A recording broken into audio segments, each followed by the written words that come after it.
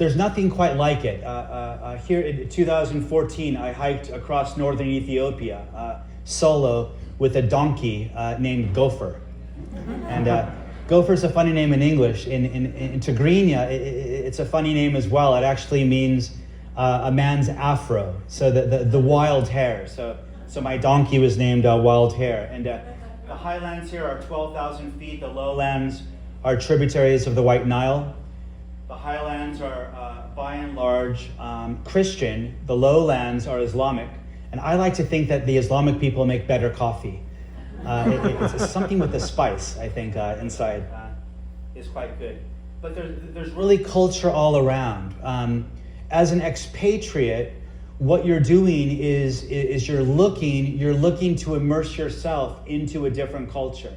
So you spend time with other travelers, and you're hypothesizing potentially what is the perfect location. For me, places I haven't been that I want to go, not to visit, but to ship my books to, and to hang my hat, and to really live and to get immersed. Timbuktu in Mali, I would love to get to. The history there, and Old Delhi as well. But then the epiphany occurred. What if the greatest adventure of my entire life was back in my home country? After looking for 30 years, what if it was my own backyard?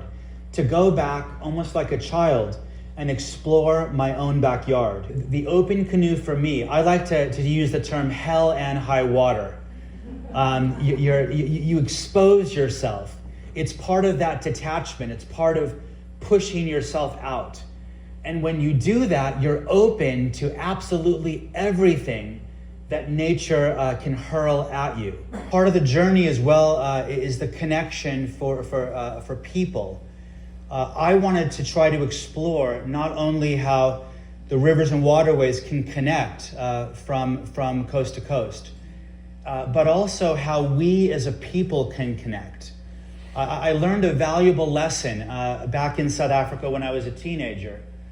I was 19 years old. I was in South Africa from 91 to 93 the first time. I've been there every year for the past 30 years, for part of each year ever since. But at that time, it was the years between Nelson Mandela's release from prison and his ascension to power.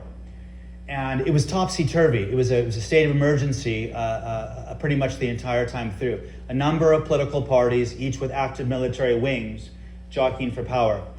And the most incredible thing, I was so lucky, I found myself in the right position, and I was able to be one of the first white people allowed by the National Party government and by my church to move into the Black Township, today's largest.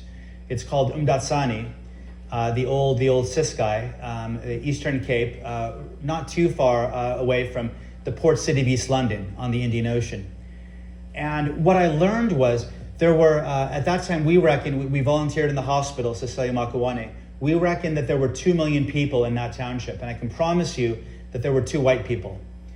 And what I learned was I had to take off the mask.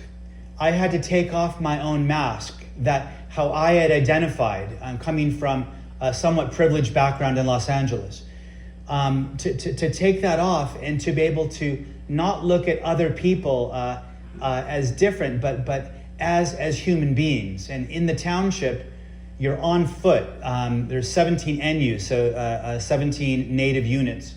And you're walking on foot and you shake hands with everybody that you meet, African style, thumb around thumb. And for the older people, to show reverence and deference, you use both hands, so both thumbs around both thumbs.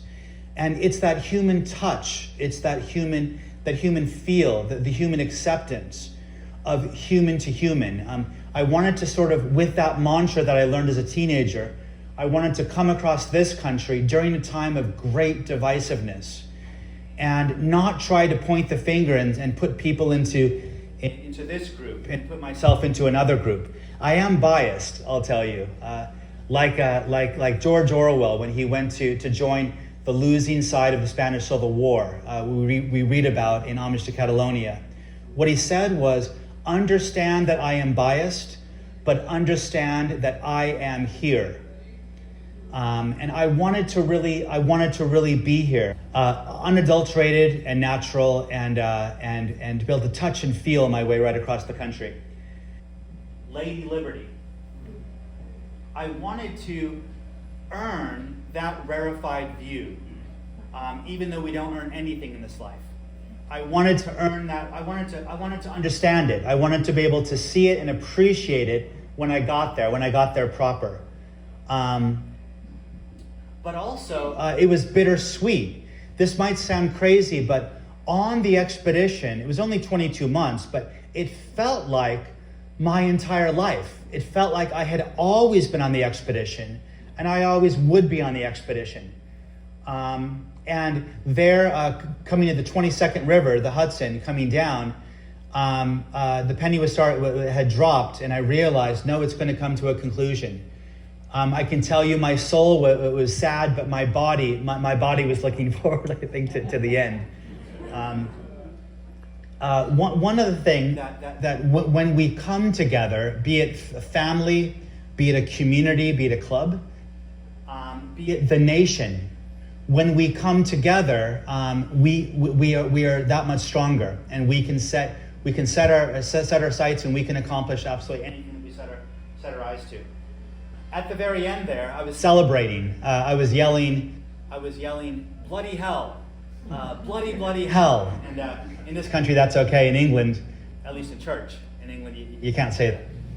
I learned as a kid. But anyway, I was so excited until I saw the torch and until I saw the fire. And I looked up, and my face, it just scrunched. And I was trying to fight back the tears. Because when I saw Lady Liberty and I saw the fire, I realized that I had been a fool. I saw in the fire reflected all of the faces of the people that I had met along the way. I come from Hollywood again, so I think in those terms. And the rapid flashes, they came in rapid flashes. All these faces, all these smiles, all these waves, all this love. And what I realized was that the journey itself, the journey had been one of illumination. And I couldn't cry properly. There was a press boat with a bunch of cameras pointing at my face. So I was a bit shy to cry, but inside I was sobbing. I was so taken aback. I never used the term or thought of the term illumination until I got there. The illumination of the people. From the very beginning of my journey, that light and that fire was with me the entire time across the country. And I, as the would-be traveler, was so lucky to be along for the ride.